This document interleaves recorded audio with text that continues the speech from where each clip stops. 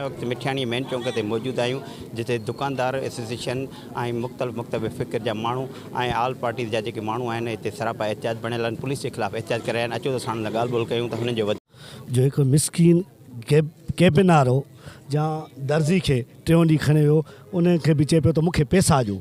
बाबा पैसा तोखे छाजे लाइ ॾिजनि?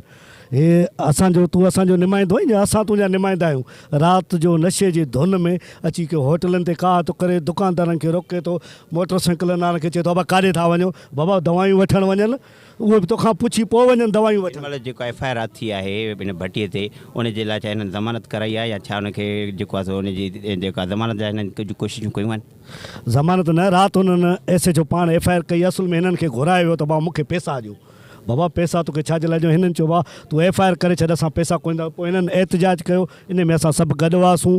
पोइ इन जे करे असां इहे एहतिजाज कयो आहे ऐं असां मुतालबो था कयूं SP साहब के, IG साहब के, MNA MPA के भी मुतालबो था कयूं त असां मिठियाणियुनि सां इंसाफ़ कयूं, SHO खे फौरी तौर ते हटायो। जीअं त SP साहब ऐं IG साहब खे अपील आहे त इन ॿिन्हिनि SHO खे हटायो वञे ऐं असां सां इंसाफ़ कयो वञे ऐं असांजे कैबिन वारे भाउ खे रोज़ हुननि खे लतूं हणी गाॾी में विझी खयो हलियो था वञनि। जेको हिते अॻुवाण हुया दुकानदार एसोसिएशन जा उन्हनि जूं ॻाल्हियूं ॿुधियूं त उन्हनि असांखे इहो ई ॿुधायो त असां एहतिजाज जो दाइरो वधाईंदासीं। असांजो नौजवान जेको कैबिन हलाईंदड़ ते पुलिस उन ते FIR करे हुनखे चालान करे चयो आहे। असां आला इख़्तियारनि खां SSP नौशर फिरोज़ खां IG सिंध खां इहो मुतालबो था कयूं त असां सां इंसाफ़ कयो वञे ऐं ॿी सूरत में एहतिजाज जो दाइरो वधाईंदो। कैमरामैन शाहिद रज़ा सां गॾु KK न्यूज़ मिठियाणी।